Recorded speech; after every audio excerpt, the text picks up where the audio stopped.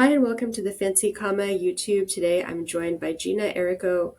Gina is a science communicator and community forest ecologist with an MS in plant biology. She's interested in expanding the reach of science to audiences across the world through her writing and other science communication work. She is currently a biology lecturer at Hawaii Pacific University, is a freelance science writer, and is founder of the Coffee Conflict and Sci Explorers.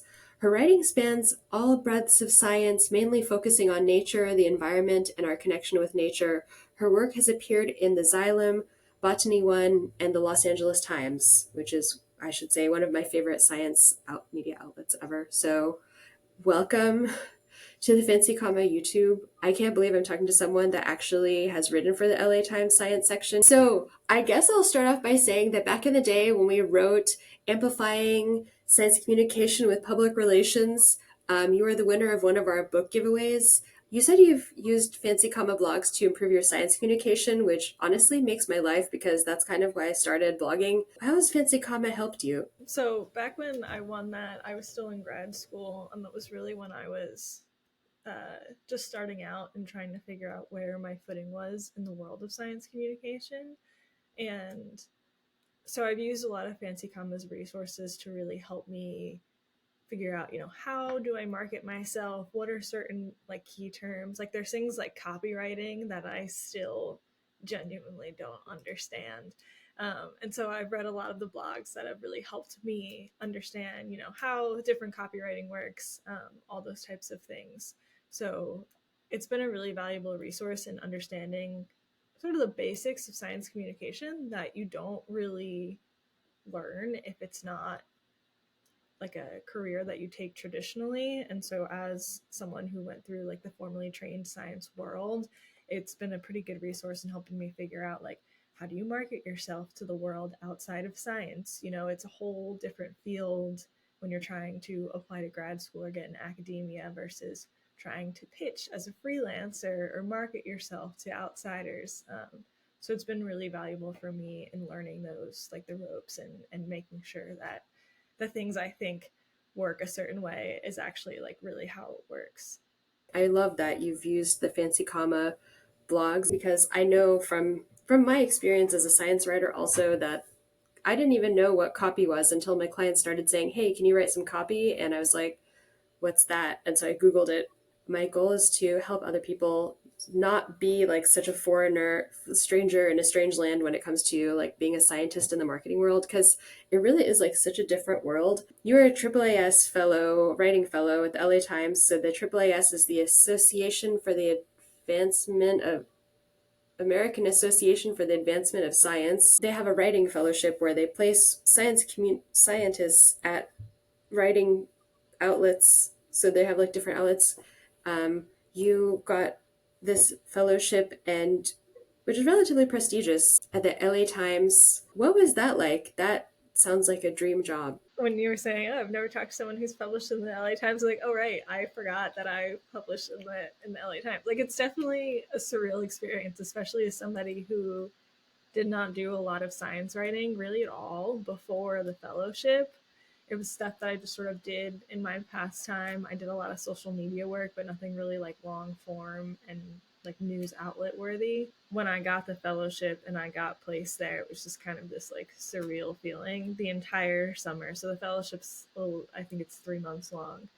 The entire fellowship, it was just like, I don't actually write for the LA Times. I don't know what I'm doing. But it was honestly really incredible. My editor has been with the Times for years now. And so she was really valuable in helping me figure out um, really understanding the audiences that you pitch to. So for me, a lot of the writing I had done earlier was to very niche audiences, talking about how like ants try and lift seeds off the ground, which is not something that like your everyday person is interested in. But the LA Times reaches a very like wide breadth of audience, and so she really helped me figure out who your audience is, and then figure out your stories based on that. So that's been really cool. I think the most incredible part was seeing my stories. So all of the stories that come out, almost like 90% of the stories that come out online for the Times come out in print, which sort of seems like an outdated thing because not a whole lot of people get their newspaper. But seeing my articles in print, and I think at least 3 of them made it on the front page. It's almost like incredible because you're like, who, me? I'm a science journalist, you know. It's definitely been amazing, and it has really kickstarted like my confidence as a science writer. I would say I don't know if I would still even be in this field if it wasn't for that experience, just because it's like this major news outlet wanted me, um, and was willing to teach me, this, plant biologist who came out of nowhere, on how to do all this stuff. So it was a pretty amazing opportunity. So I have to ask you, and I don't know how much you can like talk about the inner workings of the LA Times, but I toured NPR back in 2013 or 2012 or so, and I was shocked to see how NPR was run because whenever you listen to NPR, it's just like a really good news broadcast. It's like very professional, very well done, but then you walk into the newsroom and it's just people standing at desks, possibly like looks like they just come and go. What's it like?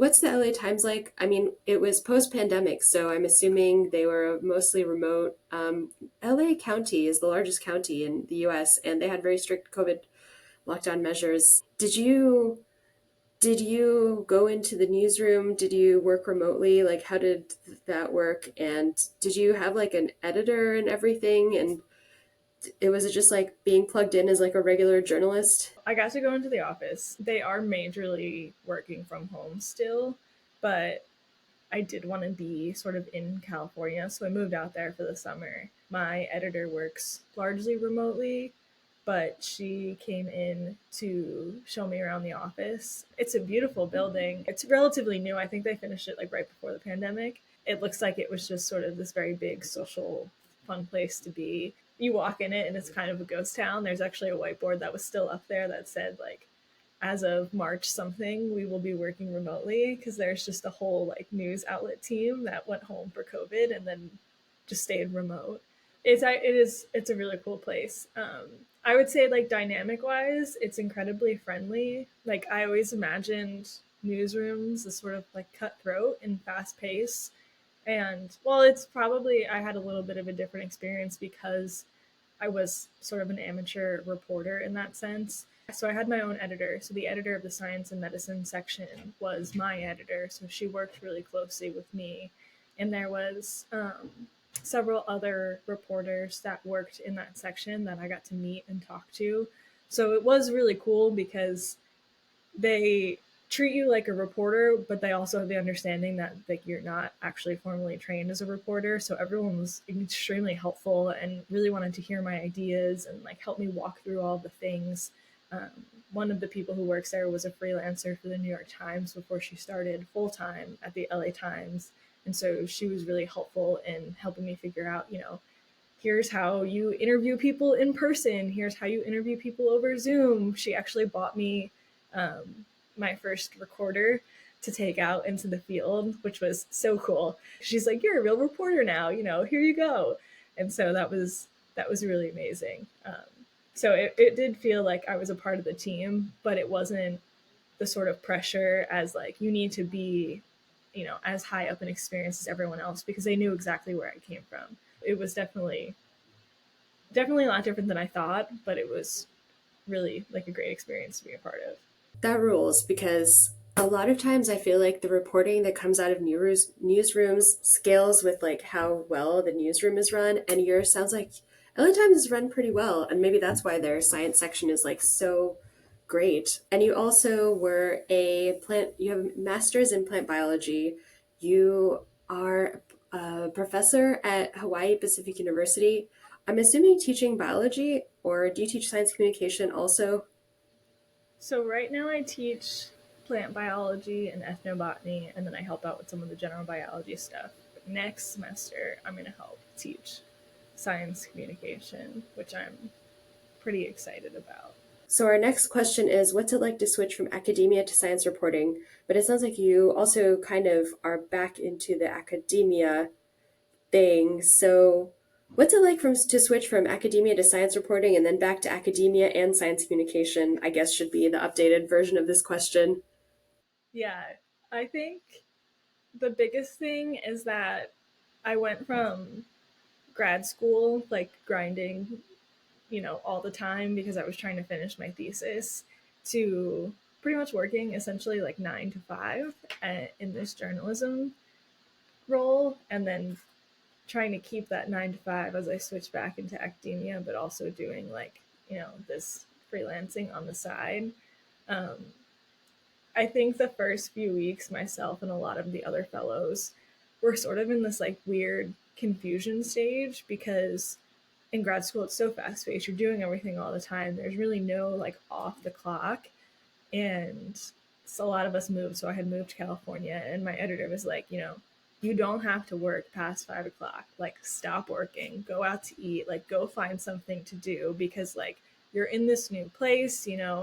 And so there would be times where I was like, wait, I'm done for the day. Like, this is it. Like, what am I? And at the end of the summer, it felt really nice because it was like, okay, yeah, I'm done. I did everything I needed to for the day. Um, the schedule is a little bit different because in the beginning, you're not entirely sure how. It doesn't seem like writing news stories full time takes up your whole day. And so I was like, oh, I don't think like this is going to be an all day, everyday thing, but you can get really engulfed in it pretty quickly between the research and the interviewing and the writing and the editing and all that kind of stuff.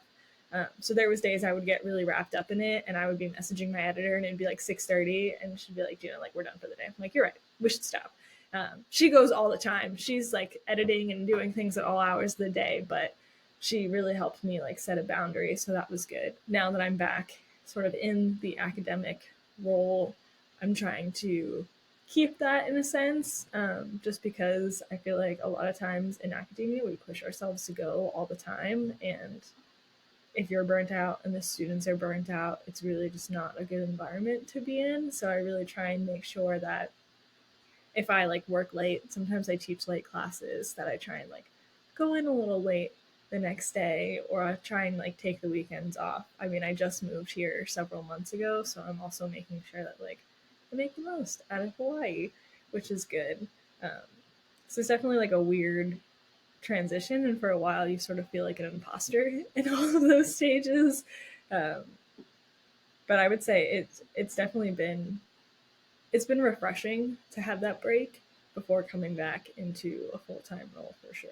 That's awesome. The part that I thought was really cool was your editor told you to take a break because when I pitched, so I pitched to NPR once through NPR SciCommers, now BU SciCommers, and I got my pitch accepted, but the editor was working 12-hour days. And she told me I'm working 12-hour days. It was in the pandemic, it was like 2021. There were a lot of things happening. The war was ending in the Middle East, and the COVID was still happening. There was like a bunch of other news.